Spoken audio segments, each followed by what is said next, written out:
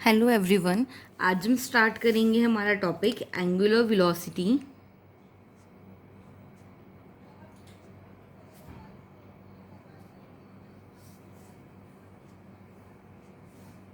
And angular acceleration. इससे पहले हमने लीनियर वेलोसिटी, लीनियर एक्सेलरेशन पढ़ा था for motion of a particle, है ना। अब हम पढ़ेंगे about angular velocity and angular acceleration. तो देखो, तुम्हारा एंगुलर वेलोसिटी क्या होता है? The rate of change of angular displacement is called angular velocity, है ना। यानी जो जिस एंगल पे तुम्हारा डिस्प्लेसमेंट हो रहा है, यानी एंगुलर डिस्प्लेसमेंट हो रहा है, उसके रेट ऑफ चेंज को हम क्या बोलते हैं? Angular velocity. तो इसकी डेफिनेशन हो जाएगी तुम्हारी the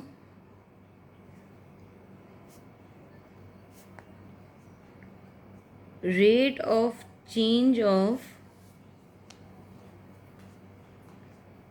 angular displacement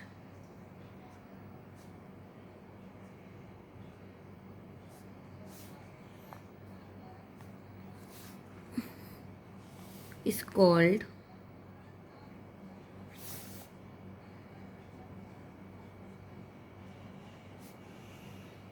angular velocity, है ना। And the rate of change of angular velocity is known as angular acceleration. यानी the rate of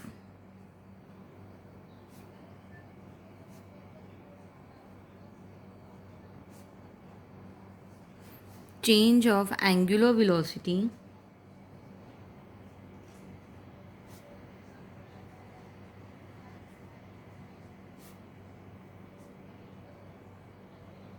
is called angular acceleration। तो ये दोनों डेफिनेशन क्लियर हो गई होगी। अब हम इनके फॉर्मूलाज देखेंगे। तो angular velocity at any point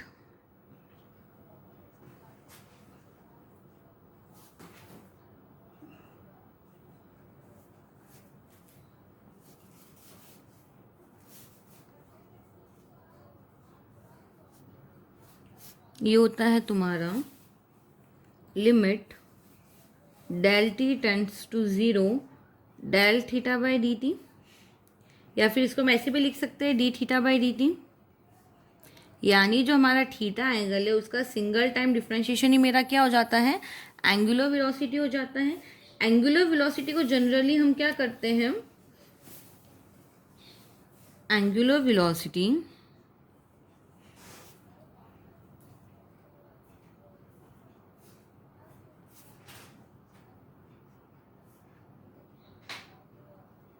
is generally denoted by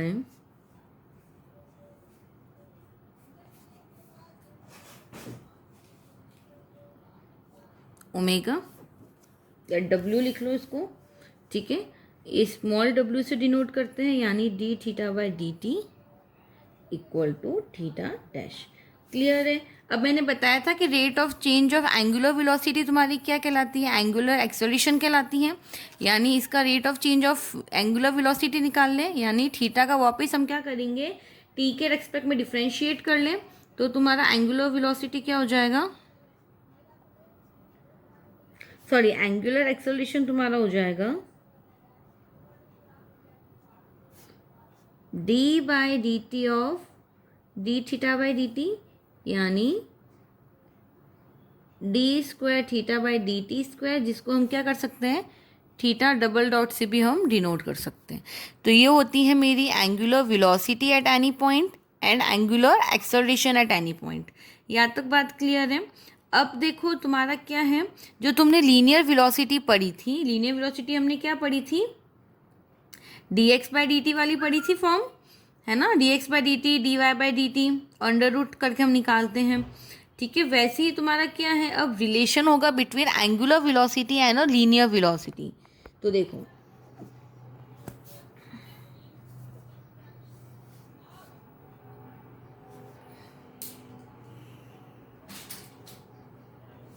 relation between linear velocity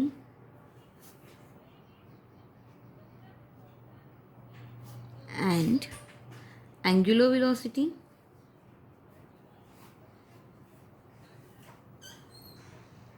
तो देखो इनके बीच का रिलेशन क्या होता है तुम्हारा, हम डिराइव कर लेते हैं।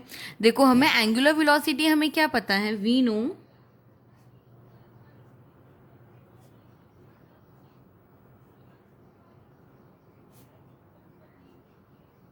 एंगुलर वेलोसिटी हम जानते हैं क्या होता है मेरा, D theta by D T. अभी अभी हमने फॉर्मूले में पढ़ा है ना कि एंगुलर वेलोसिटी मेरा क्या होता है, D theta by D T होता है। ठीक है, अब इसको मैं क्या करूं, इसको मैं ब्रेक करके लिख लूँ, तो इसको मैं ऐसा भी तो लिख सकती हूँ, d theta by d s dot d s by d t. इसका मतलब भी तो वापस d theta by D t हुआ, ये मैंने चेन रूल से लिख लिया। अब देखो हमें पता है, हम ऑलरेडी पढ़ चुके हैं कि तुम्हारा R D theta by d S क्या होता है, तुम्हारा साइन फाई होता है। ये रिलेशन हमें ऑलरेडी पता है that R D theta by d S मेरा क्या हो जाता है, साइन फाई। तो देखो D theta by d S तुम्हारा क्या हो जाएगा, साइन फाई बाई आर, तो इसकी वैल्यू रख लो। तो ये तुम्हारा हो जाएगा d theta by D t equal to d theta by d s की वैल्यू रख लो, ये हो जाएगा साइन फाई बाई आर यानी 1/r and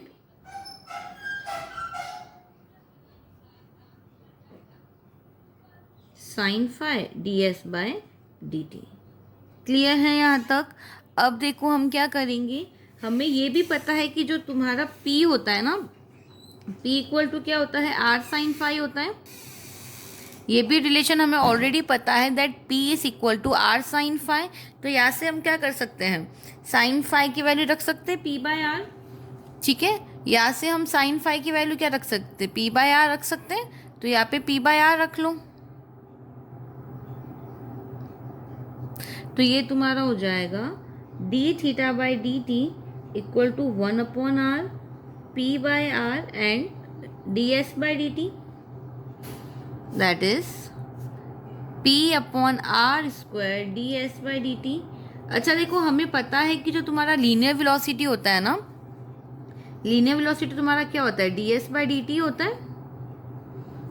linear velocity D s by D T होता है, तो इसको मैं क्या लिख सकती हूँ, v लिख सकती हूँ।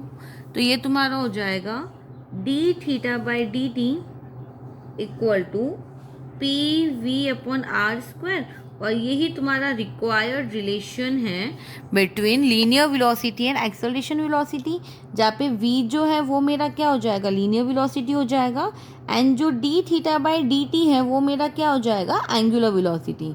सो आई होप ये रिलेशन सभी को समझ में आ गया होगा। अब हम पढ़ते हैं वेलोसिटी और एक्सेलरेशन के दो टाइप है तुम्हारे, एक होता है रेडियल, एक होता है ट्रांसवर्स। तो होता क्या है तुम्हारा कि जब कोई पार्टिकल किसी कर्व के अलोंग मूव करता है तो उसकी जो वेलोसिटीज होती है वो दो पार्ट में डिवाइड हो जाती है, एक हो जाती है in a direction of radius vector और एक हो जाती है रेडियस वेक्टर के परपेंडिकुलर डायरेक्शन में, है ना। तो इस तरीके से तुम्हारी क्या होती है, दो पार्ट में डिवाइड होती है, तो हमारे पास दो टाइप की वेलोसिटीज आ जाती है और उसी से मेरे पास क्या हो जाती है, दो टाइप की एक्सेलरेशन आ जाती है। तो अब हम उसके बारे में पढ़ते हैं। तो लिख लो हेडिंग रेडियल एंड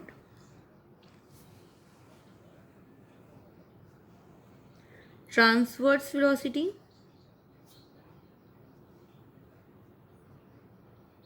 और रेडियल और ट्रांसफर वेलोसिटी है तो इसकी रेडियल और ट्रांसफर एक्सेलरेशन भी होगा।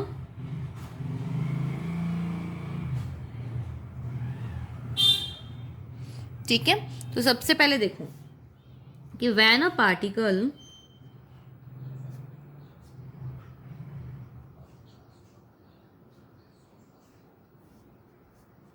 Is moving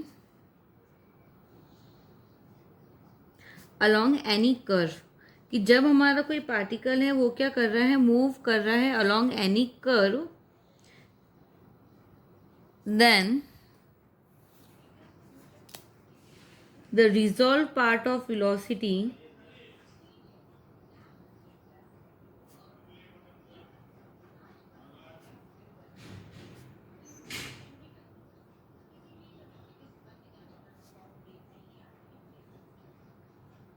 in the direction of radius vector, यानी जब हम velocity वाले जो हमारा वेक्टर होगा उसके अगर हम पार्ट करेंगे तो जो पार्ट हमारा क्या होगा, in the direction of radius vector,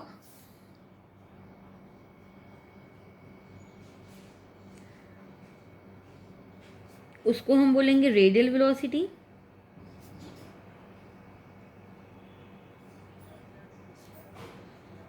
और जो पार्ट मेरा क्या होगा,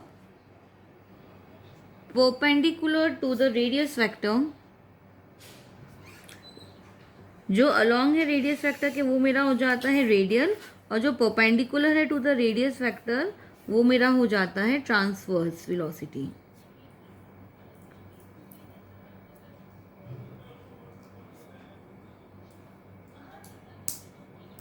वैसे ही क्या हो जाएगा मेरा, रेडियल वेलोसिटी का जो रेट ऑफ चेंज है वो मेरा क्या हो जाएगा, रेडियल एक्सेलरेशन। और जो जो ट्रांसवर्स वेलोसिटी का जो मेरा रेट ऑफ चेंज है वो मेरा क्या हो जाएगा, ट्रांसवर्स एक्सेलरेशन। क्लियर है यहाँ तक? ये इसकी डेफिनेशन हो गई। अब हम पढ़ते हैं इनकी वेलोसिटीज़ के फॉर्मूले के बारे में। तो सबसे पहला तुम्हारा आता है रेडियल वेलोसिटी।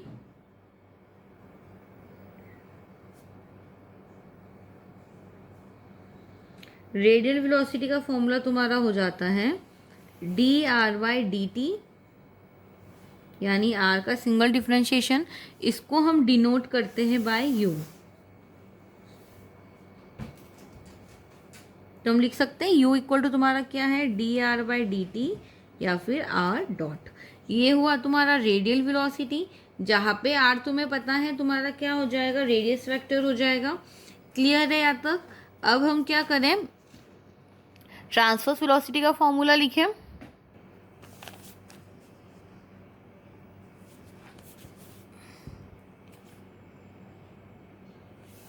ये हो जाएगा तुम्हारा ट्रांसवर्स वेलोसिटी। ट्रांसवर्स वेलोसिटी को हम क्या करते हैं, v से डिनोट करते हैं, है ना। एंड इसका फॉर्मूला मेरा हो जाता है r d theta bye d t, या इसको हम r थीटा डॉट से भी रिप्रेजेंट कर सकते हैं। यानी जो हमारा रेडियल वेलोसिटी था उसको मैंने क्या किया था, u से डिनोट किया था, जिसकी वैल्यू थी dr/dt था, dt। और जो मेरा ट्रांसवर्स वेलोसिटी हो जाता है वो होता है v equal to r d theta by dt। Clear है यहाँ तक? वैसे ही अगर मैं रेडियल एक्सेलरेशन और radial acceleration and transverse acceleration की बात करूँ तो ये तुम्हारा हो जाएगा, देखो, रेडियल एक्सेलरेशन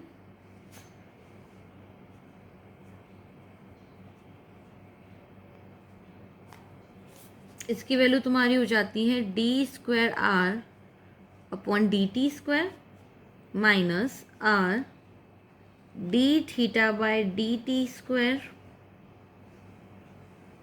ये इसका फॉर्मूला होता है रेडियल एक्सेलरेशन का, that del²r/dt² minus r d theta by dt²। यानी इसको हम ऐसे भी लिख सकते हैं r double dot minus r theta dot का स्क्वायर।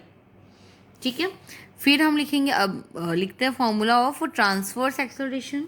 तो देखो,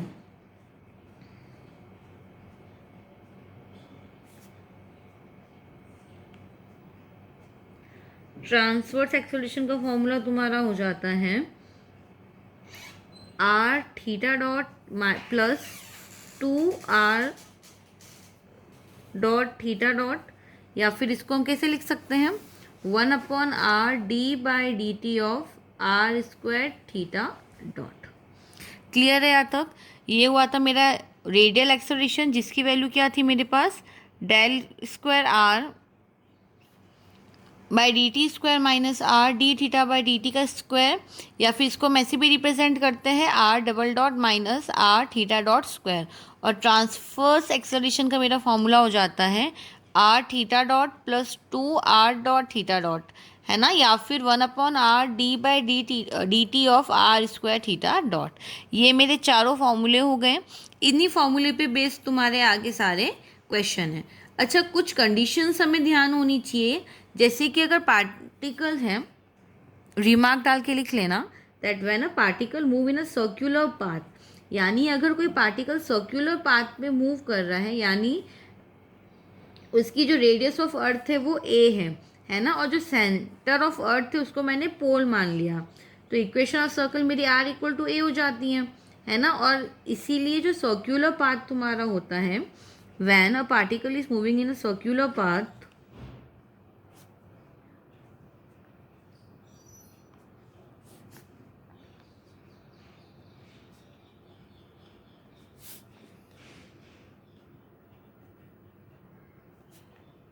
तो सर्कुलर पाथ में तुम्हारा क्या हो जाता है, जो रेडियल वेलोसिटी हो जाती है वो ज़ीरो हो जाती है।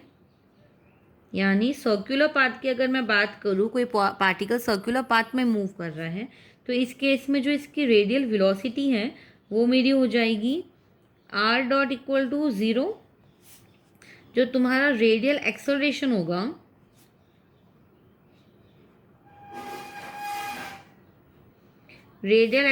हो जाएगा r double dot minus r theta dot square. ठीक है, और मैंने बोला था ये जो तुम्हारा रेडियस है वो क्या हो जाएगा, इक्वल टू ए क्या है, रेडियस ऑफ अर्थ, तो ये तुम्हारा फॉर्मूला बन जाएगा माइनस ए थीटा डॉट स्क्वायर। क्लियर है यहाँ तक? ये हुआ फॉर अ सर्कुलर पाथ। फिर आएगा तुम्हारा सर्कुलर पाथ के लिए ट्रांसवर्स वेलोसिटी। तो जो तुम्हारा ट्रांसवर्स वेलोसिटी होता है वो तुम्हारा हो जाता है R dot theta equal to A है तो आर थीटा डॉट होता है तुम्हारा। ट्रांसवर्स वेलोसिटी मेरी क्या होती है, आर थीटा डॉट होती है। इसको वापस एक बार लिख लो, आर थीटा डॉट, और आर तुम्हारा क्या है, इक्वल टू ए है, तो ये हो जाएगा ए थीटा डॉट। क्लियर है यहाँ तक? फिर आएगा तुम्हारा ट्रांसवर्स एक्सेलरेशन। सो सर्कुलर पाथ के लिए तुम्हारा ट्रांसवर्स एक्सेलरेशन क्या हो जाएगा, ये हो जाएगा, देखो ट्रांसवर्स एक्सेलरेशन का फॉर्मूला तुम्हारा क्या होता है, two r dot theta dot plus r theta double dot, यही फॉर्मूला होता है तुम्हारा, है ना।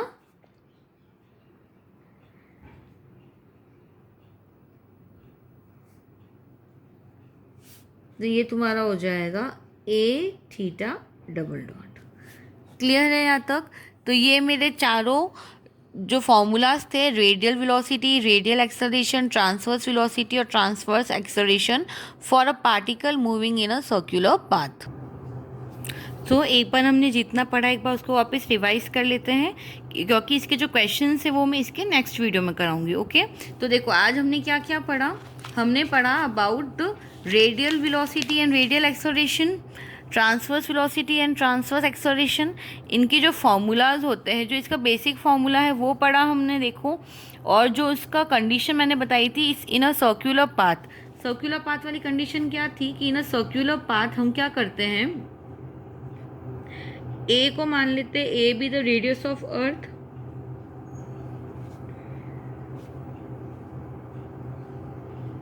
और सेंटर ऑफ अर्थ को हम क्या मान लेते हैं, as a pole, and taking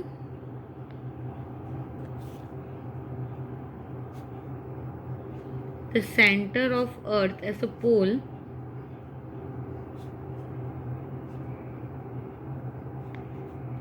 तो इस केस में तुम्हारी इक्वेशन ऑफ सर्कल क्या हो जाती है, आर इक्वल टू ए, है ना। इसीलिए सर्कुलर पाथ में जहाँ पे मेरा आर था वहाँ पे मेरा क्या आ गया था, ए आ गया था। ये तुम्हारी कंडीशन होती है ऑफ अ सर्कुलर पाथ। ठीक है। अच्छा, जब हम इसके फॉर्मूले करते हैं ना, तो फॉर्मूले अगर मैं जैसे तुम्हें डायरेक्ट बोल रहा है, ठीक है, कि तुम्हें क्या निकालना है, रेडियस वेक्टर निकालना है, रेडियल वेलोसिटी निकालना है, रेडियल एक्सेलरेशन निकालना है, ट्रांसवर्स वेलोसिटी, ट्रांसवर्स एक्सेलरेशन, तो हमें क्या करना होगा, सबसे पहले ये एलिमेंट्स निकाल लो सारे, और सीधा हमें बाय फॉर्मूला इस क्वेश्चन को सॉल्व करना होगा। क्लियर है यहाँ तक? सो आई होप आज वाला सेशन सभी को अच्छे से समझ में आ गया होगा। एक बार जो सारे फॉर्मूलाज हैं उनको कॉपी में साइड में कहीं पे नोट कर लेना, बिकॉज आगे जब हम क्वेश्चंस करेंगे तब मैं इसके फॉर्मूले डायरेक्ट यूज़ करूँगी। Okay, thank you so much.